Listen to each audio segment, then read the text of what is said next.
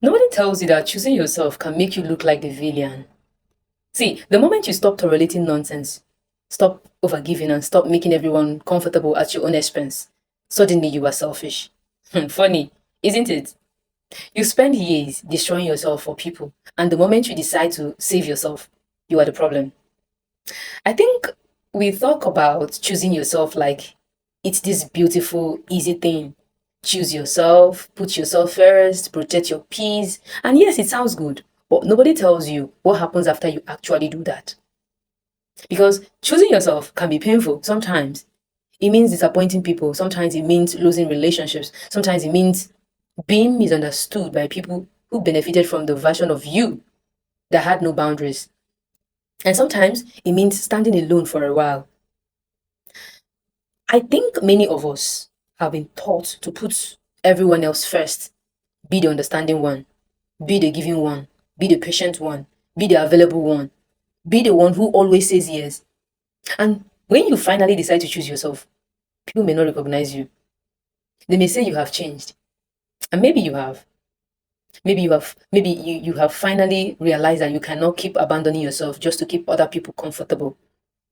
But here is something nobody tells you. Choosing yourself does not always feel empowering at first. Sometimes it feels lonely because you may have to walk away from people you have known for years. You may have to stop talking to people you still love. You may have to disappoint people whose approval you once desperately wanted. You may have to say no to things you would have once accepted just to avoid conflict.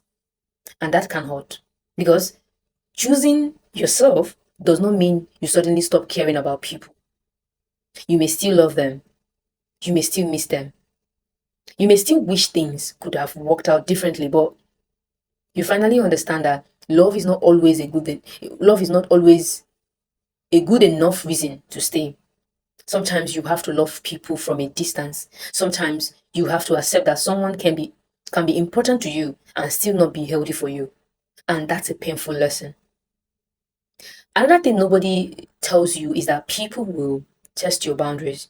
The moment you start saying no, someone will ask again. The moment you stop overgiving, someone will remind you of everything you have done for them. The moment you stop being available, someone will say you have changed. And you will be tempted to go back. Not because the old version of you was happier, but because the new version of you is unfamiliar.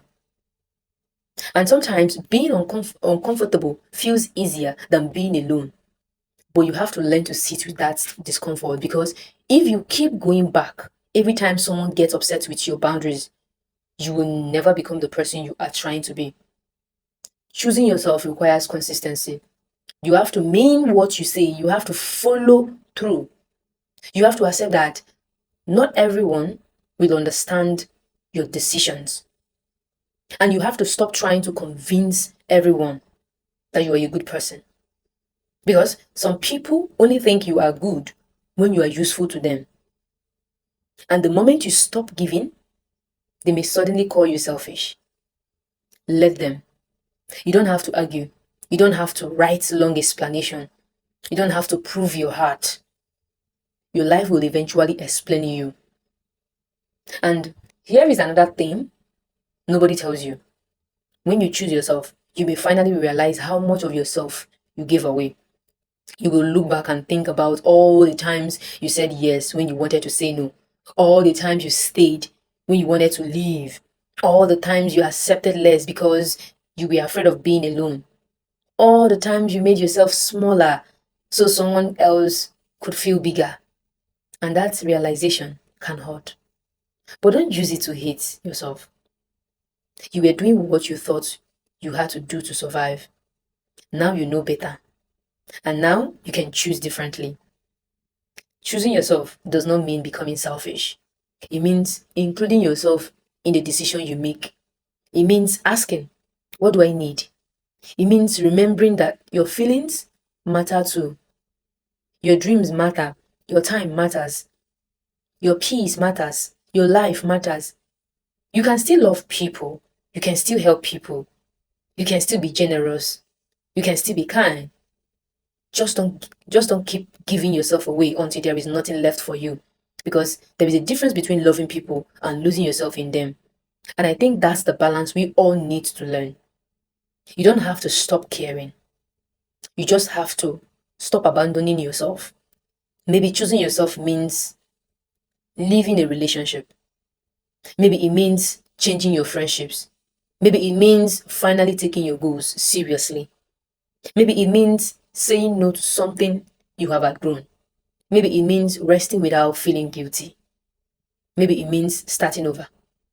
Whatever it looks like for you, remember this: you are allowed to become someone your old life no longer fits. You are allowed to grow. You are allowed to change. You are allowed to choose peace.